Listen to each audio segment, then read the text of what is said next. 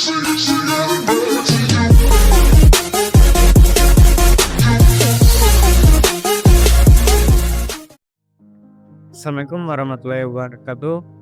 Perkenalkan, kami dari kelompok 7. Tujuan pembuatan video ini untuk memenuhi tugas mata kuliah riset operasi yang diampu oleh Parivial mengenai implementasi riset operasi pada studi kasus usaha jagung bakar dan pisang GP kedai Manesa.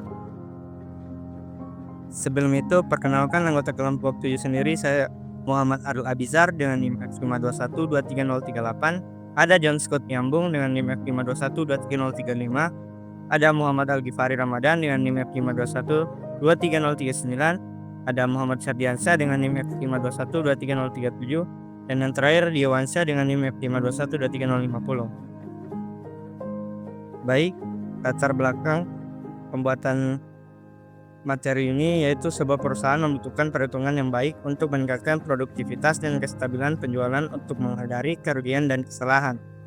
Oleh karena itu diperlukan perhitungan terkait dengan model biaya dan harga penjualan untuk mendapatkan hasil penjualan maksimal. Salah satu perusahaan atau usaha yang kami ambil pada kali ini adalah penjualan jagung bakar dan pisang GP. Studi kasus. Perusahaan Kedai Manesa merupakan salah satu jenis usaha yang bergerak di bidang penjualan makanan, di mana makanan yang dijual adalah pisang GP dan jagung bakar. Untuk pembuatan pisang GP, modal yang dibutuhkan adalah Rp6.000 dengan waktu pembuatan 3 menit. Sedangkan untuk membuat jagung bakar, modal yang dibutuhkan adalah Rp4.000 dengan waktu pembuatan 1 menit. Modal yang dimiliki oleh kedai tersebut pada hari ini untuk membuat pisang GP dan jagung bakar adalah Rp400.000 dan waktu penjualan 3 jam. Jika harga penjualan pisang GP Rp10.000 dan jagung bakar Rp8.000, tentukan penjualan dari kedai tersebut. Kita masuk ke penyelesaian, di mana X pisang GP dan Y sama dengan jagung bakar. X dari pisang GP ini modalnya yaitu 6, kemudian jagung bakar sebagai X2 modalnya itu 4, kemudian waktu dari pembuatan pisang GP ini yaitu 3 menit, dan pembuatan jagung bakar yaitu 1 menit dengan kapasitas modal yaitu Rp400.000 dan waktu 180. Kemudian modal di mana 6x1 ditambah 4x2 kurang dari sama dengan 400 dengan waktu 3x1 ditambah 1x2 kurang dari sama dengan 180, di mana x1 lebih dari sama dengan 0, di mana x2 lebih dari sama dengan 0. Fungsi tujuan f x1, x2 sama dengan 10x1 ditambah 8x2 sama dengan z sama dengan 10 kurang 6x1 ditambah 8 kurang 4x2 sama dengan 4x1 dan 4x2. Selanjutnya akan dijelaskan oleh teman saya. Baik, di sini saya akan melanjutkan dari penyelesaiannya. Yang ini di sini ada fungsi kendala. Yang pertama itu ada 6x1 tambah 4x2 kurang dari sama dengan 400. Nah, di sini pertama kita akan cari x-nya masing-masing. Pertama ada x1 itu kita cari dengan 4x2 sama dengan 400. Yang di sini kita akan mencari x2-nya. Jadi 4-nya kita pindahkan ke ruas kanan, yang dimana itu akan menjadi 400 bagi 4. Dan 400 bagi 4 itu 100. Jadi hasilnya itu yang X pertamanya adalah 100. Lalu mencari X keduanya itu 6x1 sama dengan 400, yang dimana sama seperti yang di atas. Kita pindahkan 6-nya ke ruas kanan, yang dimana 400 bagi 6 itu 66,6. Jadi X keduanya itu 66,6. Nah, untuk mencari yang selanjutnya itu ada 3x1 tambah x2 kurang dari sama dengan 180, yang dimana untuk mencari x-nya hampir mirip dengan di atas. Yang pertama itu mencari x1-nya, yang dimana itu x2 sama dengan 180. Lalu untuk x selanjutnya itu 3x1 sama dengan 180, yang dimana kita pindahkan juga 3-nya ke ruas kanan, yang dimana 180 bagi 3 dan hasilnya itu 60. Jadi x-nya 60. Lalu untuk grafiknya itu, dikarenakan yang pertama itu ada 100 dan 6,6, jadi X-nya pertama itu ada di 100, lalu sumbu selanjutnya ada di 66,6. Lalu untuk selanjutnya itu X-nya ada di 180, baru X2-nya itu ada di 60. Dan titik potongnya berada di situ. Lalu untuk penyelesaian selanjutnya di sini ada eliminasi substitusi. Oke, jadi sekarang substitusinya yang di sini ada 3x1 tambah 1 kali 20 sama dengan 180. Yang dimana 1 kita akan kalikan dengan 20 menjadi 20. Jadi 3x1 tambah 20 sama dengan 180. Yang dimana nanti 3x1 tambah 20, yang dimana 20-nya duluan kita akan pindahkan ke kanan, yang dimana itu akan menjadi kurang karena di sebelah kiri tadi tambah. Nah, jadi 180 kurang 20 itu akan menjadi 160. Lalu 3x1 itu akan kita pindahkan di kanan, maka 160 dibagi 3. Yang dimana hasilnya itu akan menjadi 53,3. Jadi x1-nya itu 53,3.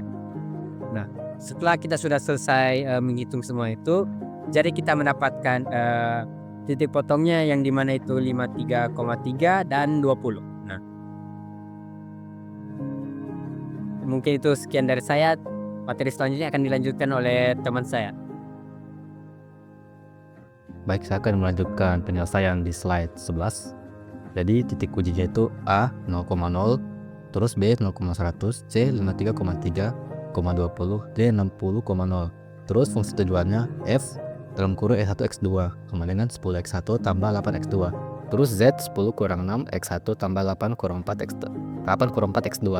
Terus Z 4x1 tambah 4x2.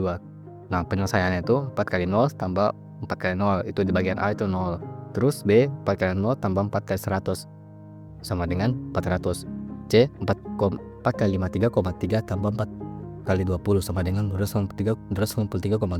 Dan terakhir D 4 kali 60 tambah 4 kali 0 sama dengan 240.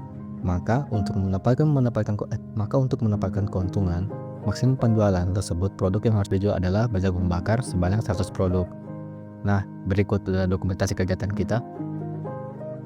Ini adalah dokumentasi penjualan. Terakhir, kesimpulan. Jadi, untuk meningkatkan efisiensi dalam pengambilan keputusan bisnis, diperlukan strategi yang optimal agar keuntungan dapat dimaksimalkan. Pemrograman linear dapat menjadi solusi dengan menerapkan metode grafik atau simplex untuk menentukan jumlah produksi yang tepat berdasarkan keterbatasan biaya dan analisis yang mendalam sebelum penerapan. Metode ini dapat membantu pemilik usaha dalam memaksimalkan keuntungan serta mengelola sumber daya secara lebih efektif dan efisien. Mungkin itu saja. Assalamualaikum warahmatullahi wabarakatuh. Perkenalkan, nama saya Diwansyah dengan NIM F5212305. Terima kasih. Di sini saya akan menjelaskan metode simplex dari tugas kami kelompok 7. Pertama, di sini ada fungsi tujuan, ya. Fungsi tujuan itu sendiri Z sama dengan 4x1 plus 4x2. Terus di sini ada fungsi kendala. Fungsi kendalanya ada 2, yaitu yang pertama 6x1 plus 4x2 kurang dari sama dengan 400. Terus fungsi kendala yang kedua yaitu 3x1 tambah x2 kurang dari sama dengan 180. Kemudian di sini ada bentuk kanonik, ya. Bentuk kanonik dari perpindahan ruas fungsi tujuan yang pertama yaitu Z kurang 4x1 kurang 4x2 dikurang dengan variabel buatan, yaitu variabel slack, ya, yang S1 S2 ini. Kenapa ada 2 variabel buatannya? Karena fungsi kendalanya di sini ada 2, ya. Ini 6x1 awalannya sama dengan 3x1. Oke. Makanya di sini ya variabel slacknya ada 2. Bentuk kanonik dari fungsi kendala berikutnya yaitu 6x1 plus 4x2 plus S1 plus 0 sama dengan 400. Kemudian berikutnya itu fungsi kendala bentuk kanoniknya 3x1 plus x2 plus 0 plus S2. Nah, sekarang kita masuk ke tabel 1. Di sini di tabel 1 tujuannya kita itu untuk mencari unsur kunci. Mencari unsur kuncinya seperti apa? Pertama, kita harus tahu kolom kunci dan baris kuncinya itu seperti apa. Namun, yang pertama kita lakukan itu harus mencari kolom kunci. Nah, mencari kolom kuncinya seperti apa? Kolom kuncinya itu kita cari berdasarkan dengan kolom yang mempunyai nilai negatif terbesar. Nah, kalau kita lihat di sini X1 dan X2 ya mempunyai nilai negatif terbesar yaitu -4. Nah, kita ambil yang Ya, nanti saya ambil yang kolom pertama, yang X1. Karena dia pertama, jadi kita ambil saja yang ini. Nah, kemudian didapatlah ya kolom kuncinya di X1. Kemudian kita mencari baris kunci. Mencari baris kuncinya seperti apa? Yaitu dengan membagi ruas sisi kanan dan juga kolom kunci. Nah, sorry. Pertama itu sebelum baris kunci kita harus menentukan rasionya terlebih dahulu. Yaitu menentukan rasionya dengan ruas sisi kanan itu dibagi dengan kolom kunci ya. Jadi pertama itu 0 dibagi 0 minus 4 itu terdefinisi, jadi di sini kosong. Terus itu 400 dibagi dengan kolom kuncinya itu 6, di sini adalah hasilnya 66,6667. Terus di sini ruas sisi kanannya dibagi dengan kolom kuncinya lagi yaitu 180 dibagi dengan 3 itu hasilnya 60. Nah, didapatlah rasionya di sini. Ya, untuk mencari baris kunci tadi kita harus mencari rasio terkecil. Menentukan baris kuncinya itu kita harus mencari rasio terkecil. Rasio terkecilnya di sini apa? Yaitu A60. Dapatlah di sini. Dan kita bisa dapatkan ya, unsur kuncinya itu 3. Kenapa 3? Karena dia berada di perpotongan kolom kunci dan juga baris kunci di sini. 3 di sini. Oke. Kemudian di sini ada operasi dasar B2 aksen sama dengan 1/3 dikali B2. Ya. Jadi kita harus buatkan 3 ini menjadi 1. Bagaimana caranya? Jadi kita kalikan itu ya, 1/3 dikali dengan 3 itu sendiri ya, maka hasilnya ada 1. Terus di sini operasi dasar selanjutnya ada B1 aksen sama dengan B1 kurang 6 kali B2 aksen ya. Terus selanjutnya yang terakhir, operasi dasar terakhir itu di sini B0 aksen sama dengan B0 plus 4 kali B2 aksen. Nah, mungkin itu saja penjelasan dari saya terkait tugas kami. Assalamualaikum warahmatullahi wabarakatuh.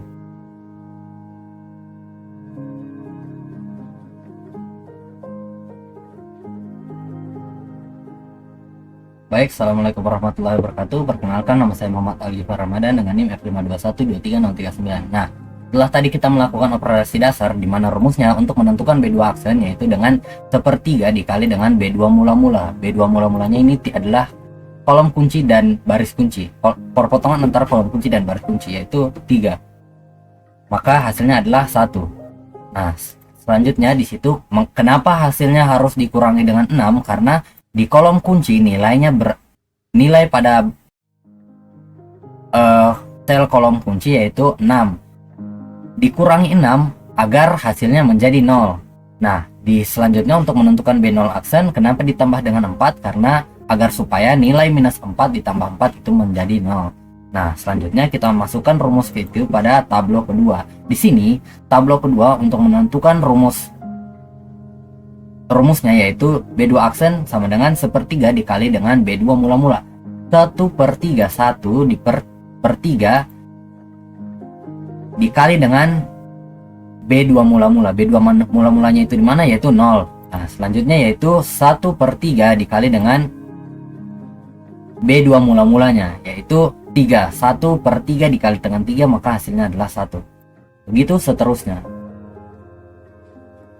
Nah, selanjutnya yaitu untuk menentukan B1 aksen di mana B1 aksen itu sama dengan B1 dikurangi 6 dikali dengan B2 aksen. Nah, B2 aksennya itu adalah ini. Terus B1 mula-mulanya yaitu ini dan dikurangi 6 karena hasil kolom kunci tadi bernilai positif 6. Nah, selanjutnya kita masukkan C22 yaitu ini dikurangi dengan 6 dikali dengan B2 aksen ini, maka hasilnya adalah 0. Begitu seterusnya. Di sini yaitu 6 dikurangi dengan 6 dikali dengan B2 aksen itu 1, maka hasilnya adalah 0. Begitu seterusnya. Di sini yaitu nilai B1 mula-mula yaitu 4 dikurangi dengan 6 dikali dengan B2 aksen, maka hasilnya adalah 2. Oke, begitu seterusnya. Untuk menentukan B0 aksen, maka rumusnya yaitu B0 aksen ditambah 4 dikali dengan B2 aksen. Nah, di sini B0 mula-mula yaitu 1. 1 itu ditambah dengan 4. 1 ditambah dengan 4 dikali dengan B2 aksen. B2 aksen yaitu 0. Hasilnya adalah ini. Lalu kita blok ke kanan, maka hasilnya sama saja. Ini karena rumusnya B0 mula-mula, B0 mula-mulanya yaitu 4, minus 4 ditambah dengan 4 dikali dengan B2 aksen, maka hasilnya yaitu 0. Ini B0 mula-mula yaitu minus 4 ditambah dengan 4 dikali dengan 0,3333, maka hasilnya itu ini minus 2,67. Itu seterusnya sampai ruas sisi kanan. Nah, setelah mendapatkan tablo kedua, karena di nilai kolom X1 dan X2 nya dan juga di pada baris Z itu masih ada yang minus, maka kita lakukan perulangan kembali, yaitu dengan menentukan kolom kunci dengan menentukan nilai minus tertinggi. Karena di sini nilai minus tertingginya yaitu minus 2,667, maka kita tentukan bahwa ini merupakan kolom kunci. Selanjutnya kita tentukan baris kuncinya. Karena kita sudah menemukan kolom kunci, cara mencari baris kunci yaitu dengan ruas sisi kanan dibagi dengan kolom kuncinya. Nah, di sini 40 dibagi 2 sama dengan 20. Maka kita dapatkan rasionya yaitu 20. Nah, begitu juga di sini. Ruas sisi kanan 60 itu dibagi dengan 0,333. Maka hasilnya adalah 180.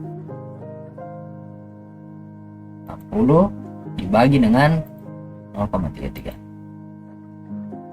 Nah, untuk menentukan baris kuncinya, kita lihat rasio terkecil untuk menentukan baris kunci. Nah, karena 20 merupakan rasio terkecil, maka dia merupakan baris kunci.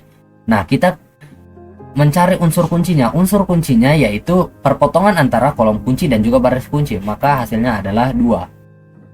Nah, setelah itu bagaimana caranya agar 2 ini menjadi 1, di mana kita akan mengalihkan dengan 1/2, maka hasilnya adalah 1/2 dikali B1 aksen. B1 aksennya ini, maka hasilnya adalah 1. Nah, selanjutnya untuk menentukan B0 aksen kedua, itu dengan cara B0 aksen ditambah dengan 2,67. Kenapa ditambah dengan 2,67? Karena di sini kolom kuncinya bernilai minus 2,6667. Maka ditambah dengan 2,67 terus dikalikan dengan B1 aksen kedua, Nah, selanjutnya untuk menentukan B2 aksen keduanya yaitu dengan cara B2 aksen mula-mula, B2 aksennya ini dikurang dengan 0,3. Kenapa 0,3? Karena di sini kolom kuncinya yaitu plus 0,3. Nah, selanjutnya dikali dengan B1 aksen kedua. Nah, di sini B1 aksen keduanya ini. Nah, kita masukkan kepada tablo ketiga, mana hasilnya yaitu untuk mencari B0 aksen kedua, ini aksen kedua, terus B1 aksen kedua, dan B2 aksen kedua. Nah, hasilnya dengan melakukan operasi dasar, di mana B1 aksen keduanya yaitu 1/2 dikali dengan B1 aksen. kita cari B1 aksen itu dengan 1/2 dikali dengan B1 aksen, hasilnya itu, maka hasilnya adalah 0. Terus kita lanjut sampai ruas sisi kanan. Nah, begitu seterusnya. Lalu habis itu untuk menentukan B0 aksen kedua, yaitu dengan menggunakan rumus B0 aksen ditambah dengan 2,67 dikali dengan B1 aksen kedua tadi, maka hasilnya adalah nih 1 C28 yaitu B0 aksen, terus 2,67 tadi merupakan hasil dari rumusnya, terus B1 aksen pangkat 2, B1 aksen pangkat 2 nya itu ya ini.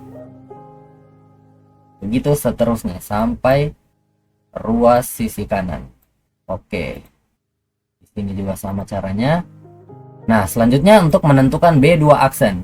B2 aksen rumusnya yaitu B2 aksen pangkat 2 yaitu B2 aksen dikurang dengan 0,3. 0,3 nya itu karena hasilnya ini positif, dikurang 0,3 dikali dengan B1 aksen kedua. Nah, maka hasilnya yaitu di sini C30 yaitu 0 dikurang dengan 0,3 dikali dengan B1 aksen pangkat 2. Lalu dikalikan ke di scroll ke kanan, maka hasilnya adalah ini. Nah, dapatlah sudah ruas sisi kanannya yaitu X1 itu sama dengan 54 dan X2 nya yaitu sama dengan 20. Maka itulah banyaknya keuntungan yang akan didapatkan, yaitu 293,4 keuntungan yang didapatkan dengan menjual 54 X1 dan 20 X2. Oke, sekian dari saya. Mohon maaf bila ada kesalahan. Assalamualaikum warahmatullahi wabarakatuh.